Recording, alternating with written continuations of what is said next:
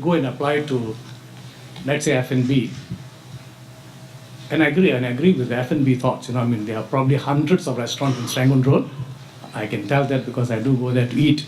And sometimes I wonder why there are like 5 stalls in a 500 square feet restaurant or a shop space. And why must there be a lot of 7-Elevens within 100 feet of each other, 100 meters of each other? But those are different sectors. Address them. Why isn't anyone talking about auditing? Thank you.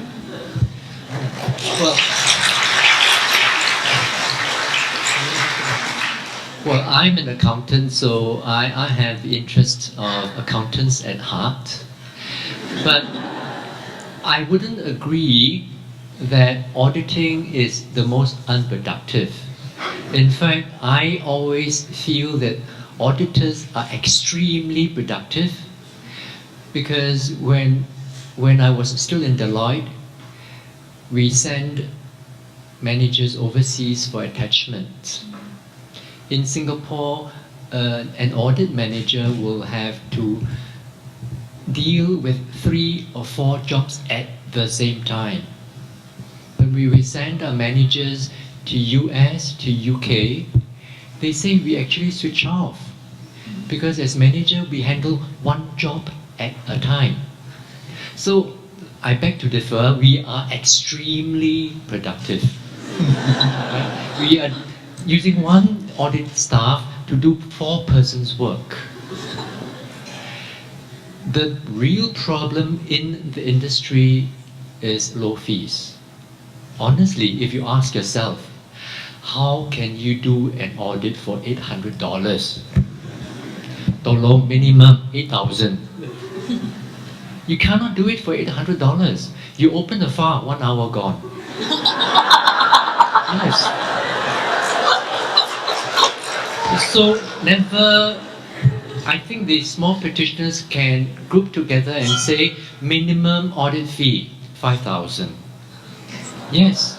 And then you can see daylight for auditors.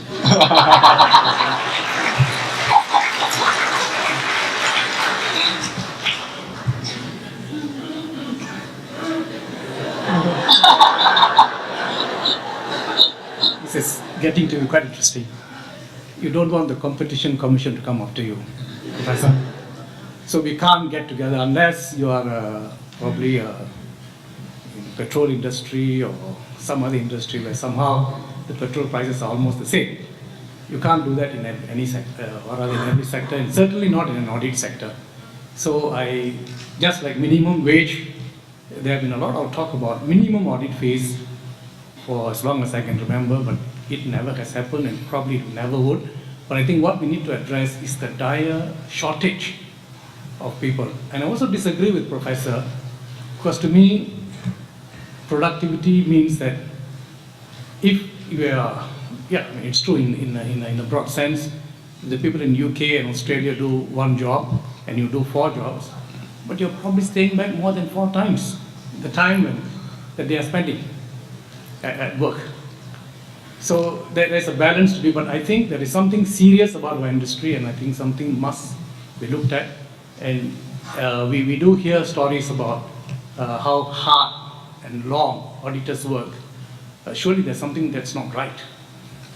Okay, I think... Just one last, it's very similar to F&B. Okay, so I don't run a small practice, but if I run a small practice, I'm short of staff. Say for example, I have 300 clients. The first thing I will do is to drop 50 clients who are not worth serving. Yes, honestly, we have to do that. Drop them because they are not worth serving. You don't, because you have less people, so you actually make yourself more efficient. These 50 clients dropped, they will go to the next small firm. Next small firm say, sorry, I have no capacity to take you, but if you multiply the 3 by 3 times, maybe I can find the time. Yes, honestly, it will be like F&B. We have to make sure we become productive. So with limited workforce, what do? Drop the not so good clients. I do the same thing. I mean, I charge, when I was in Deloitte, I charge based on time spent. And I have a few, I would call them cheapskate clients. They'll come for meetings, ask a lot of things. Oh, this is urgent, I want the advice today. Yes, I will give the advice today. Send the bill, sit on the bill for 6 months. When I chase, they say, oh, give me discount. Of course, I want the bill to be settled, I give you discount. But next time you call up, you say, well, I'm very busy actually. Maybe, I will come to you when I'm less busy. I don't come back. Because these are clients not worth serving. So it's the same. Drop some. Yeah, I think all of us recognize that different industry have different challenges. I mean, accountants are not spared. I mean, coming from a big four, I also share some Ilong's view. We want to clients that pay us well and things like that, so that we can have a better paying fees, and then we do not need to worry so much about time spent and cost, etc. But I think, having said that, we also need to look at what the budget offers, like the scheme to help you to improve. Maybe you think of more automation, think of more streamlining the process, and things like that. Okay, is there any other questions from the floor, apart from this gentleman? Sorry. Yeah. My name is Janet. I have two questions. First question is about the WCS, the Wage Credit Scheme. Why did not consider PR? I mean, since they actually contributed quite a lot, why only restricted to Singapore citizens? That's the first question. And second, talking about GST, we heard a lot. Just now, Mr. Sam also talked about why this round we did not consider reduction of GST to 5% and still say it's 7%. Thank you.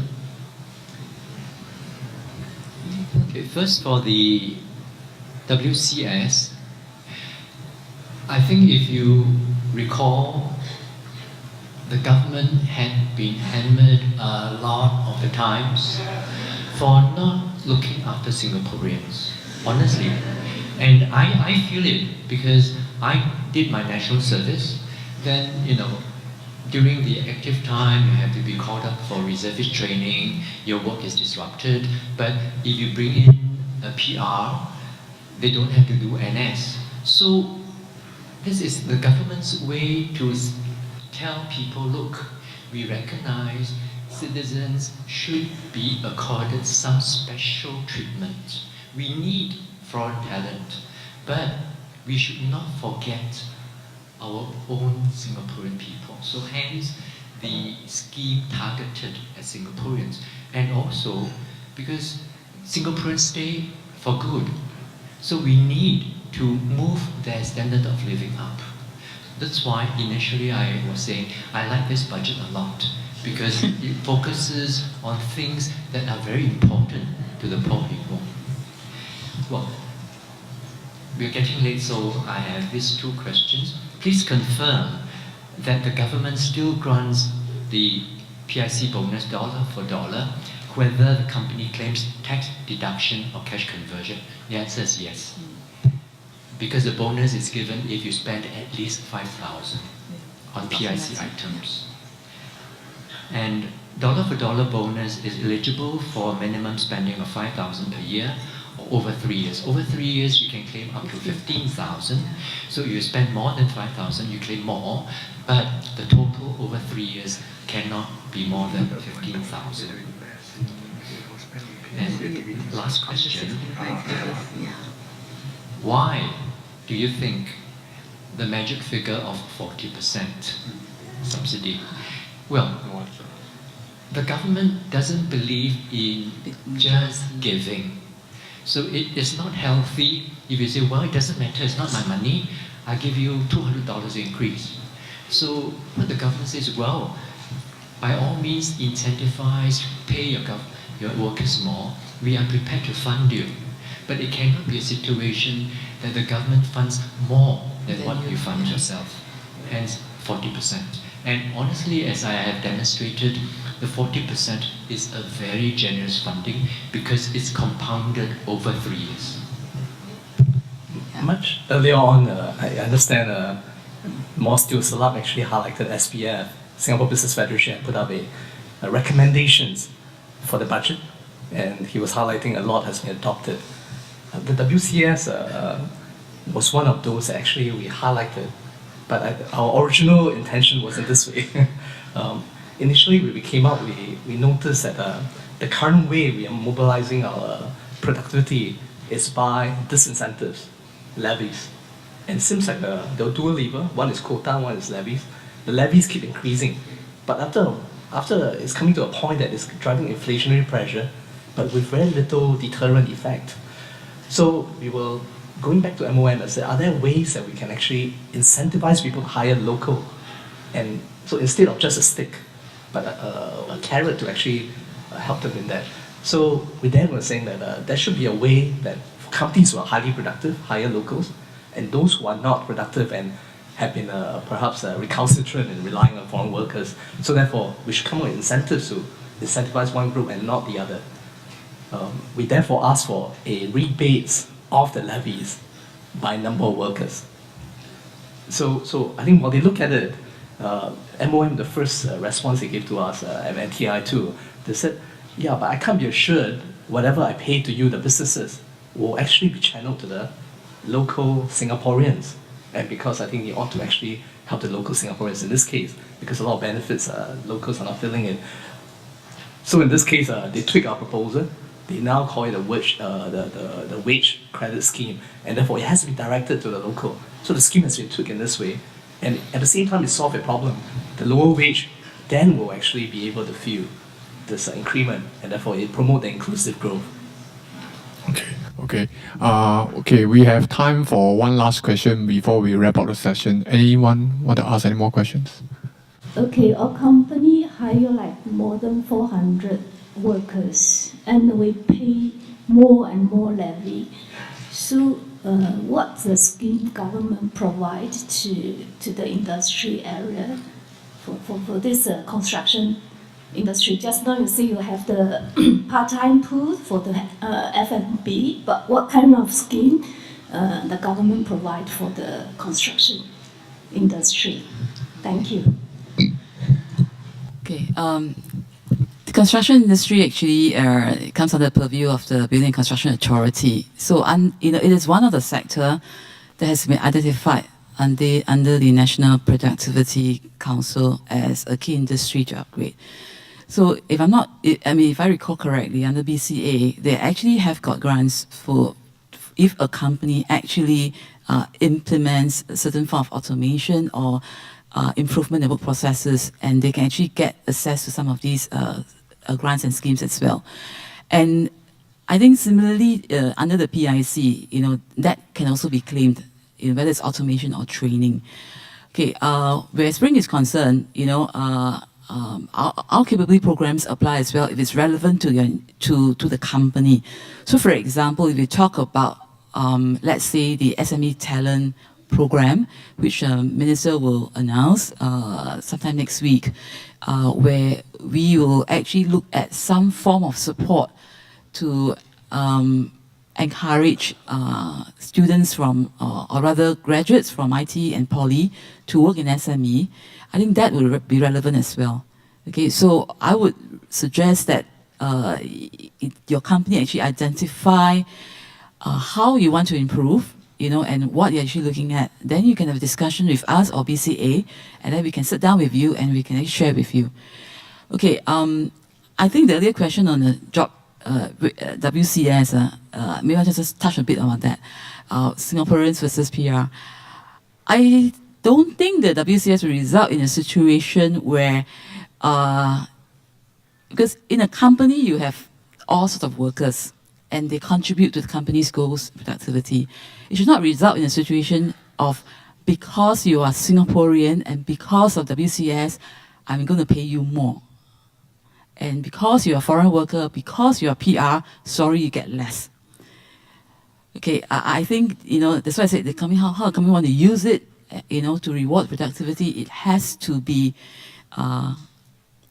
commensurate with the productive improvements contributed by the workers. All right, okay.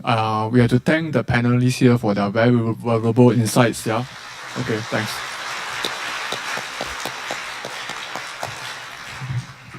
Okay, I think there's a note to say that the slides will be loaded 3 days after Professor Sam, in case you need to check some of the details. Yeah, okay. So you can visit the IRAS website for that slides. Thank you, Mr. Chu, for moderating this lively discussion, and to all our expert panelists for sharing insights with us. We now invite you to remain on stage for the presentation of tokens of appreciation, followed by a group photo. We shall now invite Mr. R. Dinakaran, ICPAS Vice President, to come on stage to present the panelists with a token of appreciation. Mr. Dinakaran, please.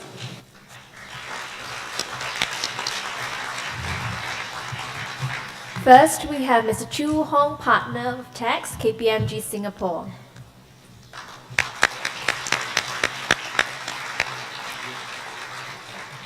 Ms. Chu Mok Lee, Assistant Chief Executive, Entrepreneurship and Innovation, Spring Singapore.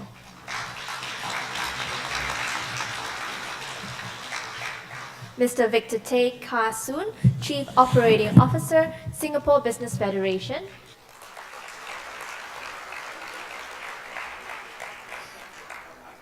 Mr. Song Seng Woon, Executive Director and Regional Economist, CIMB Research.